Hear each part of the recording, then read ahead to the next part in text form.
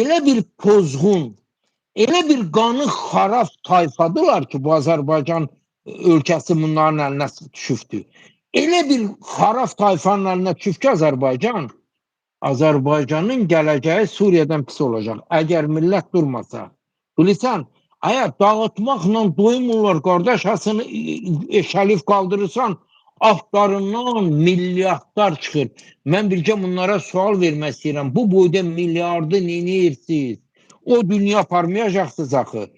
Bu niyə eləyirlər? Ona görə ki, bunlar görəsi gözü yoxdur Azərbaycan millətini. Azərbaycan millətini məhv eləmək üçün gəliblər bunlar.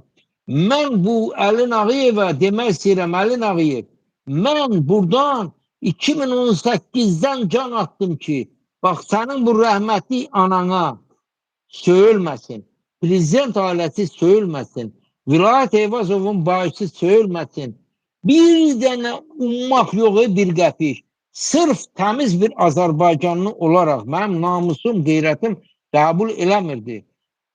Sənin kontoruna da zəng elədim. Haralara zəng eləmədim. Mən görəsi gözüm yoxdur ki, mən yuxarıdan aşağı baxır. Heç kim məndən artıq ola bilməz. Nə nəslimdən, nə kökümdən, nə özümdən. Kişisiz, gəlin kişi kimi üz-üzə duraq danışaq. Nə səbəbə bu milləti qırırsınız? Nə səbəbə qırırsınız bu milləti? Millət sizə nə verir?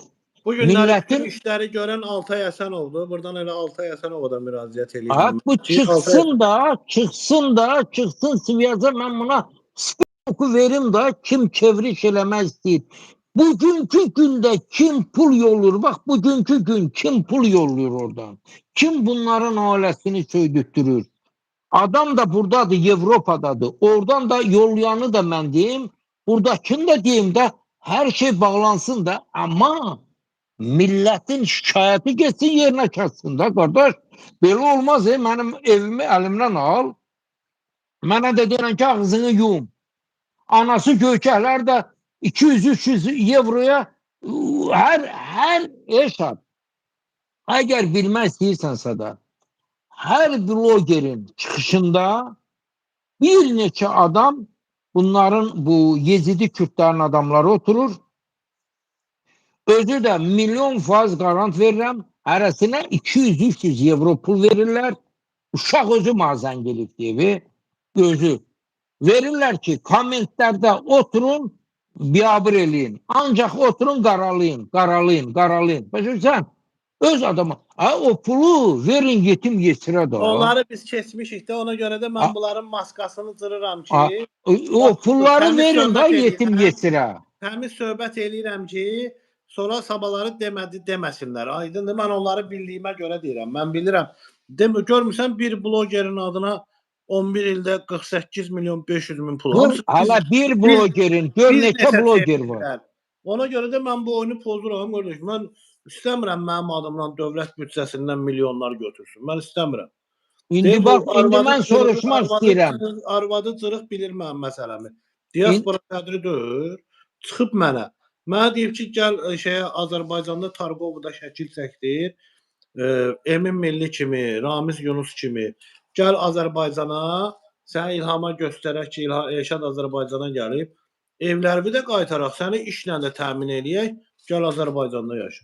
Dedim, mən xəstə dəlisiz, giydillaqsız, nəsiz, bütün Azərbaycanla məni düşmən eləmişsiniz. Sabah Oqtay Güləliyev kimi üstümdən Kamaz keçəndə nə olacaq? Elə o evlərimi oradan alın İbrahim Leyranından, satın mənə verin, sizinki sizdə mənim. Mən bu günləri gələ bilməm.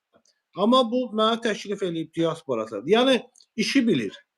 Bilir mənə olan haqsızlığı. Amma sonradan Ramiz Mehdiyev yəqin deyib ki, hələ qoy söysün, qoy İlhamın Mehrimanı söysün. Bax, atamın yoru, o göydəki Allahın birliyinə. İnanan inansın, inanmayan inanmasın. Mən heç kimə qara yaxmıram, yaxmamışam da. O göydəki Allahın birliyinə. UNESCO'nun zamı Lişni özü dedi ki, bizim aksaqqal Ramiz Mehdiyevdir. Ramiz Mehdiyev icazə vermir ki, blogerlərə kimsə də bir söz desin. Deyir ki,